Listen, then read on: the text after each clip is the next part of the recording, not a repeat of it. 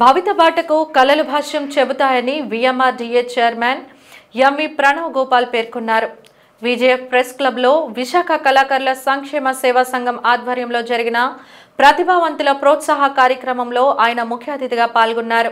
ఈ సందర్భంగా ఆయన మాట్లాడుతూ సమాజంలో చోటు చేసుకుంటున్న అంశాలపై ప్రజల్లో అవగాహన కలిగించడంతో పాటు జన జాగృతిక కళలు ఎంతో తోడ్పడుతున్నాయన్నారు. విశాఖ జిల్లాలోని ప్రతిభావంతులైన ఎంతో మంది కళాకారులు ఉన్నారని, ఎన్నో సందర్భాల్లో కూడా విఎంఆర్డీఏ వీరిని ప్రోత్సహించిందన్నారు. ప్రభుత్వ పరంగా కళాకారులకి తగిన సహకారం అందిస్తామన్నారు. కళాకారుల సంక్షేమ సేవా సంఘం గౌరవ అధ్యక్షులు, జాతీయ జర్నలిస్టుల సంఘం కార్యదర్శి గంట్ల శ్రీనుబాబు మాట్లాడుతూ విశాఖలో ఉన్న ప్రతిభావంతులను జిల్లా యంత్రాంగం మరింతగా ప్రోత్సహించాల్సి ఉందన్నారు. గతంలో వలె స్థానిక ఉత్సవాల్లో ప్రాంతీయ కళా ప్రతిభకు తగిన ప్రోత్సాహాన్ని అందించాలని విజ్ఞప్తి చేశారు. కళాకారులకి, జర్నలిస్టులకు ఎల్లప్పుడూ తన పరిధి మేరకు సహకారం అందిస్తామన్నారు.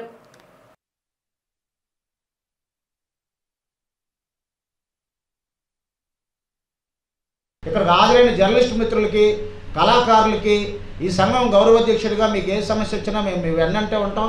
మీరు మరిన్ని పురస్కారాలు పొందాలి. నిన్న కాక మొన్న కందుకూరు పురస్కారాల ప్రకటన వచ్చింది. కాబట్టి మీరు గతంలో ఎవరికైనా దరఖాస్తు చేయని వారు ఉంటే ఇమీడియట్గా దరఖాస్తు చేసుకోండి. మన జర్నలిస్టులు కూడా ప్రభుత్వం అలాగే ఇచ్చింది. అప్పటి వరకు ఎవరైతే ప్రభుత్వ పురస్కారాలు పొందలేదో వాళ్ళకి అవకాశం ఇచ్చింది.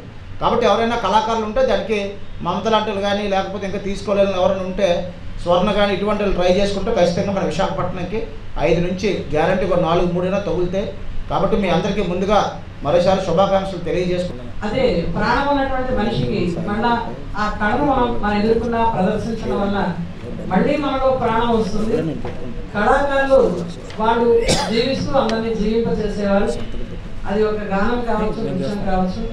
ఈ యొక్క పురస్కారాలు అందరూ కూడా తీసుకోవాలని శ్రీబాబు గారు చెప్పినట్లుగా ఇంకా ఎన్నో ఉన్నతమైనటువంటి పురస్కారాలు తీసుకుని ఉన్నత పదవులోకి అందరూ కూడా ప్రయాణించాలి. ఈరోజు కళాకారుల సంక్షేమ సంఘ ఆధ్వర్యంలో మంచి కార్యక్రమాన్ని పెట్టడం చాలా ఆనందంగా ఉంది. ప్రతి ఒక్క మానవ జీవితంలో ప్రతి ఒక్కరు కూడా ఒక మంచి కళాకారుడే.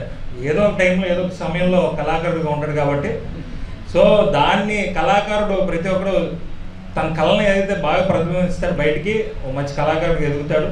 సో రానున్న రోజుల్లో ఏ సమస్య ఉన్నా కూడా విశాఖపట్నం ప్రాంతంలో కానివ్వండి, అదేవిధంగా ఆంధ్ర రాష్ట్రంలో కానీ కళాకారులకు ఏ సమస్య ఉన్నా కూడా నేను అందుబాటులో ఉంటాను. అదేవిధంగా ప్రభుత్వం కూడా ఈరోజు చాలా చిత్తశుద్ధిగా ఉంది. కళాకారులను ఎక్కడెక్కడ ఎంకరేజ్ చేసుకుంటూ కూడా నేను మీ ద్వారా ఒకటే తెలియజేస్తున్నా, ఏదైతే గురుజాడ కళాక్షేత్రం కానివ్వండి, ఉడాచలం థియేటర్ కానీ దయచేసి కళాకారులు ఉపయోగించుకోండి. ఎందుకంటే ప్రతి ఆదివారం కూడా ఒక మంచి మెలోడియస్ సాంగ్స్ కానివ్వండి, అదేవిధంగా పిల్లలకు సంబంధించి ఏమైనా స్క్రిప్ట్స్ కానీ ఉంటే కనుక ఉపయోగించుకోండి. రానున్న రోజుల్లో మీ అందరితో కూడా అందుబాటులో ఉంటాను. ఒక మంచి రోజు మనం అందరం కూర్చుందాము.